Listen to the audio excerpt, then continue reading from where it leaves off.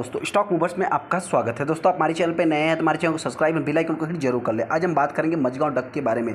इस कंपनी की बात करें तो आप सभी लोगों ने देखा होगा कई दिनों से इस स्टॉक में लगातार अपने को गिरावट देखने को मिल रही थी। लगभग ये कंपनी अपने ऑल टाइम हाई से 25% के आसपास डाउन भी हुई थी, लेकिन आज के दिन आपने देखा होगा कि सडनली अचानक से इस स्टॉक में आखिरी क्षण में तेजी भी देखने को मिली। हालांकि तो गिरावट क्यों हो रही थी और तेजी इस स्टॉक में क्यों आई, जिससे रिटर्न में बात करूंगा। क्या इस गिरावट में या इस तेजी मतलब देखिए बहुत बड़ी तेजी तो नहीं कर सकते, फिर भी देखा जाए तो बहुत सारे इन्वेस्टर ने अभी इस स्टॉक को 2300 2,500 के आसपास बाइंग किया है। बहुत सारे इन्वेस्टर ने इस स्टॉक को रिसेंट में बाइंग किया था। किसी ने कमेंट किया था कि मेरे पास 190 शेयर लगभग 1800 1850 की प्राइस से है, तो उससे रिटर्न में मैं बात करूंगा तो उनको अभी क्या करना चाहिए, जिससे रिटर्न में आगे डिस्कस करूंगा। हालांकि गिरावट में इस स्टॉक को बाइंग करना चाहिए या नहीं करना चाहिए, और तेजी में भी दोस्तों मतलब देखिए तेजी की बात करते इस स्टॉक में कभी भी जब जिस टाइम पे तेजी देखने को मिलेगी उस टाइम पे जबरदस्त सडनली तेजी भी देखने को मिल सकती है। उससे रिटर्न में आगे डिस्कस करूंगा। हम आ गए मझगांव डक के ऊपर। जैसा कि आप देख, सबसे पहले अगर मैं कंपनी की बात करूँ तो आज के दिन इस स्टॉक में 1% के आसपास तेजी देखने को मिला। हालांकि दोस्तों आपसे बताना चाहते हैं कि पूरा दिन ये स्टॉक लगभग एक प्रेशर ही क्रिएट कर रहा था। आप यहाँ पे देख सकते हैं कि स्टॉक में सडनली तेजी, वापस गिरावट, वापस तेजी, वापस गिरावट, एक साइडवेज पैटर्न में कंपनी चलने के बाद आखिरी क्षण में लगभग 3 बजे पौने 3 बजे के आसपास इस स्टॉक में एक तरफा तेजी देखने को मिली। यहाँ से अगर मैं इसको थोड़ा सा लोअर लेवल से कैलकुलेट करूँ तो आप कह सकते हैं कि 2.5-3% के आसपास इस कंपनी ने आज के दिन तेजी बना के मतलब तेजी ही दिखाया है। यहाँ पे अगर मैं इसको थोड़ा सा हायर लेवल से इसको कैलकुलेट यहाँ से करूँ तो आप कह सकते हैं कि स्टॉक में आज के दिन वही 2.5% की गिरावट भी देखने को मिली थी। हाँ दोस्तों, सबसे पहले मैं बताना चाहता हूँ कि इस स्टॉक में गिरावट क्यों हो रही है। देखिए दोस्तों, एक इंपॉर्टेंट पॉइंट कि अगर मैं डिस्कस करूँ तो रिसेंट में इस स्टॉक में एक न्यूज़ आया था। मझगांव डक की बात करें तो उसमें इनके एक कर्मचारी की बात करें जो कि हनी ट्रैप में जो कि पकड़े गए थे, गिरफ्तार किए गए थे दोस्तों। उसके बाद आपसे बताते हैं फिर से जो कि मतलब एक न्यूज़ देखने को मिला, लेकिन हाँ उसमें जो नाम क्लेरिफिकेशन क्लियर नहीं हुआ है कि एक न्यूज़ और भी देखिए बहुत ज़्यादा डीप में नहीं जाएंगे। आप चाहेंगे तो गूगल करेंगे तो बहुत सारे न्यूज़ आपको देखने को मिल जाएंगे। हनी ट्रैप से रिलेटेड जो कि एक न्यूज़ देखने को मिला था कुछ दिनों पहले, इसी चैनल पे हमने मतलब कि सेशन भी किया है जो कि बताया भी है कि उसमें क्या क्या मैटर था। और अभी रिसेंट की बात करें तो इनके मतलब कि एक कर्मचारी को और भी गिरफ्तार किया गया जो कि मतलब कुछ इन्फॉर्मेशन को और लीक कर रहे थे। हालांकि उनके बारे में कुछ भी इतना क्लियर बात नहीं हुई है, तो इसी कारण आप कह सकते हैं कि स्टॉक में गिरावट देखने को मिली थी। और जैसे ही मतलब ये हो सकता है दोस्तों कि मतलब वही कर्मचारी हैं, उससे रिलेटेड बात क्लियर हुआ हो कि एक ही कर्मचारी है, जैसे ही मतलब एक क्लियर हुआ उसके बाद स्टॉक में तेजी देखने को मिल गई। हालांकि दोस्तों इन सब न्यूज़ों का हो सकता है कुछ इतना खास लेना देना ना हो, क्योंकि कंपनी बहुत बड़ी है, कंपनी कोई छोटी मोटी कंपनी नहीं है। हाँ यहाँ पे अगर मैं कंपनी की बात करूँ तो इस स्टॉक में इस समय देखा जाए तो मतलब जो गिरावट या तेजी के पीछे का रीजंस देखने को मिल रहा है इतना कुछ खास नहीं। इस स्टॉक में इतना कुछ खास वैल्यूम ट्रेड नहीं हो रहा है। जिस टाइम पे एक अच्छा खासा हेल्दी वैल्यूम क्रिएट होगा दोस्तों, उस टाइम पे इस स्टॉक में एक ज़बरदस्त तेजी या मतलब एक ज़बरदस्त आप कह सकते हैं जिस वे में वैल्यूम क्रिएट होगा उसी वे में जो है कि गिरावट या तेज़ी देखने को मिल सकती है। स्टॉक की बात करते हैं, इस स्टॉक में ज़्यादा वैल्यूम बने नहीं जिस हिसाब से, उस हिसाब से 31% माल डिलीवरी में उठाया गया, जो कि इसी टाइप से पहले से भी उठाया जाता है। आप कह सकते हैं ट्रेडिंग वाला स्टॉक भी आप इसको मान सकते हैं।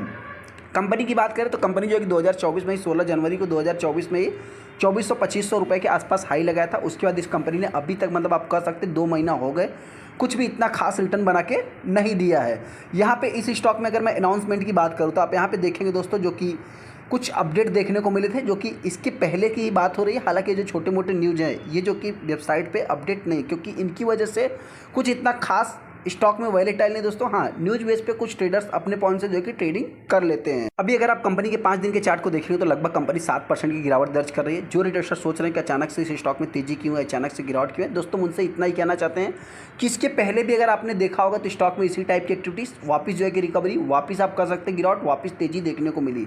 तो कहने का अर्थ क्या दोस्तों, जो भी तेजी या गिरावट देखने को मिलती है इस टाइप की इस स्टॉक में कई बार इसी टाइप से हो रही है। इस चीज़ को आपको नोट करके चलना है कि ये 5 दिन का चार्ट है, 7% की गिरावट देखने को मिल रही है। और तेजी या गिरावट की बात करें, गिरावट होने के बाद कुछ रिकवरी भी देखने को मिलती है। इन सभी चीज़ों को भी आपको नोट करके चलना है। यहाँ पे अगर मैं 1 महीने की बात करूँ तो 1 महीने में कंपनी 12 से 13%, 6 महीने में देखेंगे तो स्टॉक ने अभी तक कुछ भी रिटर्न बना के नहीं दिया। ऑल टाइम हाई से लगभग ये कंपनी आप कह सकते हैं 25% या 25% के ऊपर ये कंपनी डाउन है। इस चीज़ को आप चाहे तो नोट कर सकते हैं। हाँ एक इंपॉर्टेंट पॉइंट दोस्तों हम आपसे डिस्कस करना चाहते हैं। देखिए अगर आप 1 साल के चार्ट को देखेंगे तो कंपनी आज भी लगभग 200% के आसपास रिटर्न बना के दे रही है। एक साइड वेज पैटर्न में ही ये कंपनी चल रही है।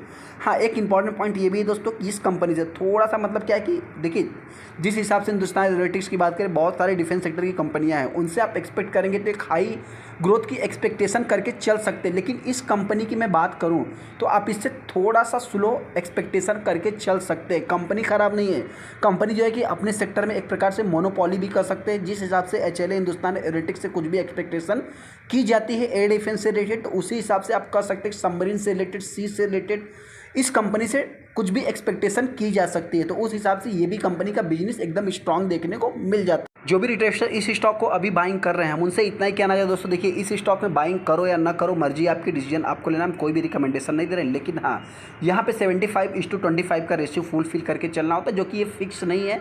3 साल इस कंपनी को पूरी तरह से हो भी गए, लेकिन अभी तक इस टाइप की जो एक्टिविटीज़ है हुई नहीं है। हो सकता है कि इलेक्शन बाद ये सारी चीज़ें होते हुए दिख सकता है। मार्च में होने वाला था, बहुत सारे शेयरों में आप देख रहे हैं कि OFS, अगर मैं कुछ AB कैपिटल की बात करूं जो कि सन लाइफ है दोस्तों, उससे अगर मैं बात करूं, बहुत सारे शेयर में कुछ ऑलरेडी स्टेक्स सेल हो रहे हैं। लेकिन गवर्नमेंट की बात करें तो अभी तक जो कि मझगांव डक में सेल करना है उस टाइप से अभी तक सेल नहीं हुआ है। हालांकि अगर उससे पहले की मैं बात करूँ तो FIs ने कुछ सेलिंग किया है, DIs की बात करें DIs ने बाइंग किया है। यहाँ पर अगर मैं पब्लिक की बात करूँ तो पब्लिक ऑलरेडी जिस स्टॉक में मतलब तेजी देखने को मिलती है उसमें इंटरेस्टेड होते हुए चली जाती है। जो भी रिटेलर इस स्टॉक को टॉप पे बाइंग कर रहे दोस्तों, मैं उनसे इतना ही कहना चाहता हूँ कि देखिए ये कंपनी ख़राब नहीं है, कंपनी के बिजनेस में दम है। हाँ, गिरावट होगी तो एक हेल्दी गिरावट मतलब होते हुए भी देख सकते हैं, क्योंकि बहुत सारे ब्रोकर्स की बात करें तो उन्होंने इस स्टॉक का टारगेट प्राइस लगभग 60% तक घटाया है। हालांकि दोस्तों PSU स्टॉक ये भी है, तो जिस टाइप से PSU एक स्टॉक एक्टिविटीज़ दिखाएंगे, गवर्नमेंट की तरफ से कुछ भी न्यूज़ आते हुए दिखेंगे, तो उस हिसाब से आप कह सकते हैं कि लगभग ये भी कंपनी, देखिए हम 50-60% तो नहीं कहेंगे, क्योंकि ये भी कंपनी किसी समय में नहीं चल रही थी सभी स्टॉक के साथ। आप यहाँ पे देख भी सकते हैं कि सडनली एक तेज़ी देखने को मिली और अभी तक आज तक इस स्टॉक में तेज़ी ही बनी है। हालांकि दोस्तों गिरावट होती है तो मेरे पॉइंट से ये कंपनी अभी तक देखिए 25% तो गिर गई है, तो इसके अभी गिरने के कम चांस है, क्योंकि 25% गिरने के बाद इस स्टॉक में तेज़ी ही देखने को मिलती है। तो यहाँ से हो सकता है कि कंपनी मेरे पॉइंट से अभी इसी 1800 से 2000 के बीच में ट्रेड कर सकती है। आने वाले समय में ये कंपनी मतलब 2000 के ऊपर कुछ दिनों तक ट्रेड करती है तो 2500 के लेवल को टच करेगी और अगला HLA भी बनेगा। लेकिन इसमें एक रिस्क है, रिस्क क्या है दोस्तों, OFS हो सकता है कि मतलब इलेक्शन बाद जो ये चीज़ देखने को मिले, तो तब तक तो बहुत सारे स्टॉक जो है कि कंसोलिडेशन फेस में ही चलेंगे। तो उसी टाइप से ये भी कंपनी कंसोलिडेशन फेस में चल सकती है। चलिए इस तो वीडियो को लाइक कर दे, चैनल को सब्सक्राइब करें। थैंक यू दोस्तों।